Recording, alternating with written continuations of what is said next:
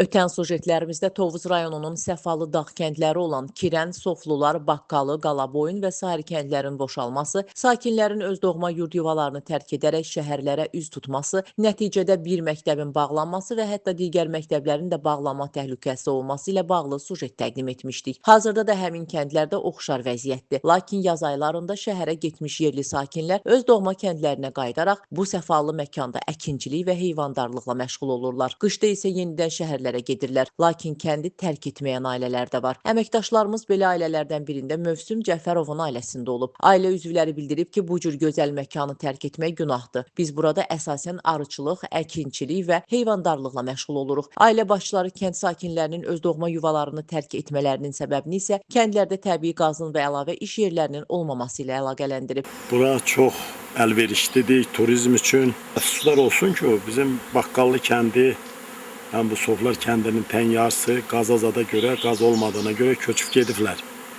İndi cəmaət yay olanda qayıdır gəlir, bütün təsərrüfat əkir, dolanışıq buru ilə də seronu məhli ilə lovyadır, kartofdur, maldarlıqdır, arıçılıqdır, toyuq cücədir, ayrı nə qaçsın. Bunlar olmasa yaşayış mümkün deyil. Bizim bu dağ zonasında arının fərqi bütün bizim məsəl üçün rayon yerlərində, bəzi aran rayonlarında fərqi odur ki, bizdə kək otudur, daş yarpızıdır, gökədir.